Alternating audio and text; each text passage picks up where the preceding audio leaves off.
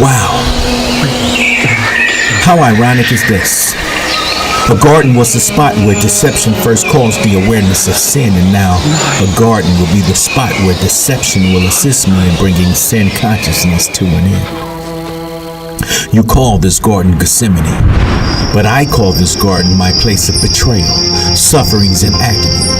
And I call it this because this burden that I must carry is becoming somewhat quite heavy. Through my years of leadership, one important thing that it has taught me is that I can't do it alone. So I ask my leaders in training to assist me in watching, to be alert with me and for me, just in case the tempter would begin to creep in upon me and tempt me to abandon my duly appointed ministry. But my leaders, they fell asleep, leaving me vulnerable from my blind side. So as I suspected, the tempter did creep. And temptation is now attempting to convince me to not sip from this cup that has been laid up for me.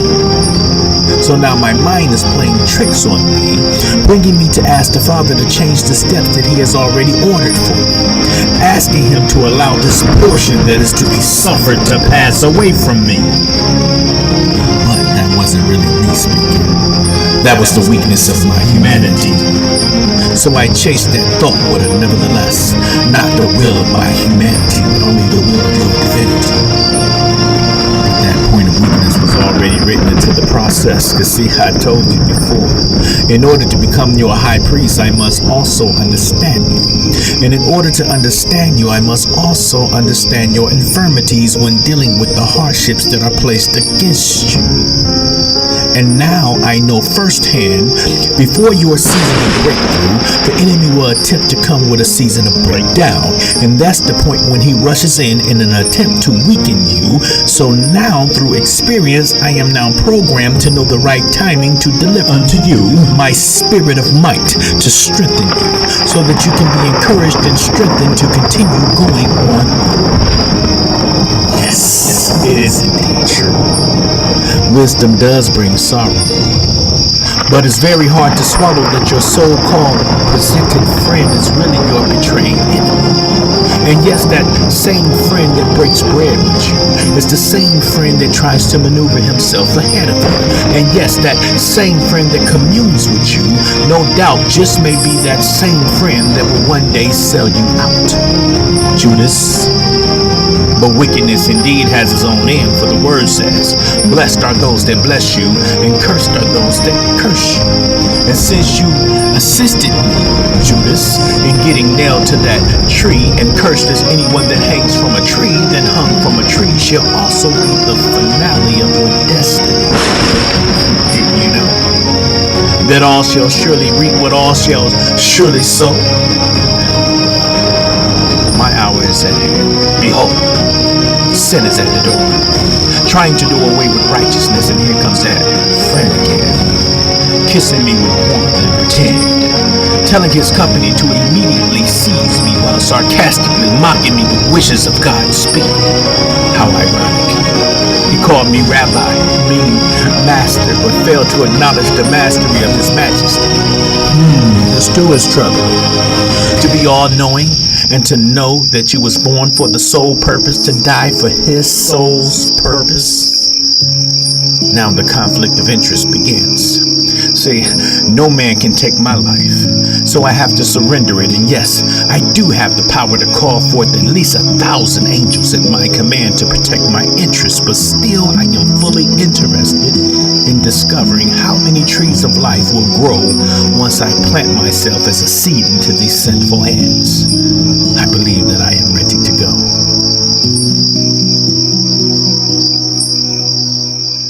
This walk begins at Gethsemane, but it will eventually end at Calvary.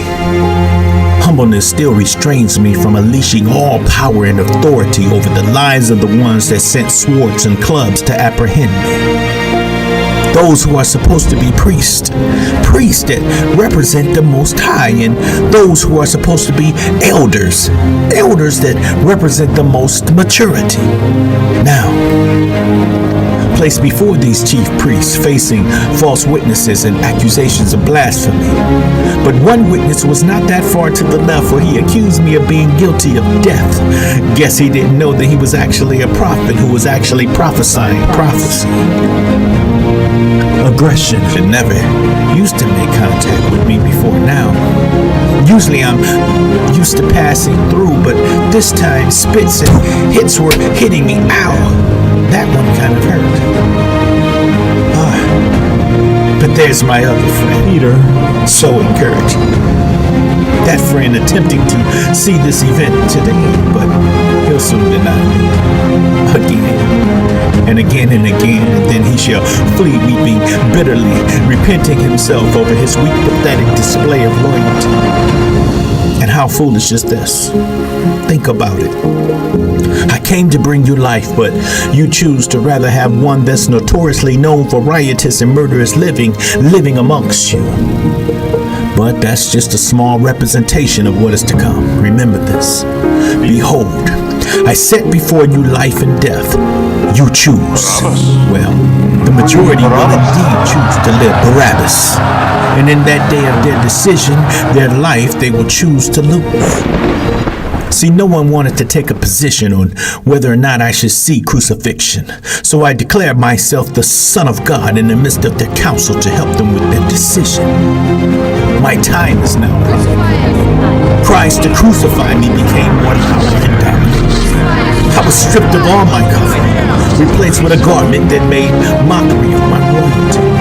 Designed to be opened in the front to expose an area that I personally considered an area of my privacy. Also, I was crowned with thorns. So someone knew. Not only should I be king of the Jew, but now I'm crowned king over anything sharp that causes discomfort or pain. Because when something causes you discomfort or pain, now you can just call on me, because discomfort and pain knows my name and my authority. And now the walk begins. By the way, I would like to thank you, Simon Sweet, for I needed time to mentally prepare and continue to encourage myself for my apparent end.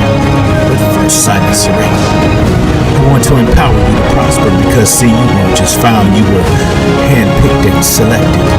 And now you just partnered up with the man of God, becoming known as one of God's elected. Just as I suspected, the tempter has returned for another attempt at changing God's plan. As he walked with me and he asked, "Excuse me, exactly how many angels did you say you had at your disposal again? And if it's really that many, then why accept this embarrassment? Why not just deliver thyself and bring an end to this inhumane harassment? And these people that you love so dearly, they have no respect for you. Listen to them, they scream, crucify him. You see that? How that rejection. I don't believe you anymore. Because if you was really a king, or son of God, or equal to God as you proclaim, you would refuse to accept this kind of disrespect that they choose to subject you to. Behold, your loyal subjects. They beat you, spit at you, but look at the royal aspect. Even though it's mockery, they still bow their knees and worship to you. And what of the sincere weeps of your daughters? Certainly you would prefer not to disappoint them and allow them to lose faith in such a powerful God who refused to deliver such a powerful son from the clutches of mere mortal men. I said it before and I'll say it again. Even though I'm aware that you shall again appear to tempt me while I hang from the tree, Satan, get behind me, because you're not worthy enough to walk this walk alongside of me. My stomach feels as if it was turning on the inside of me. Hands are now sweaty from anxiety. Body is now questioning my reasons to willingly go and submit myself to death for a season. So my feet decides to protest as they stop moving.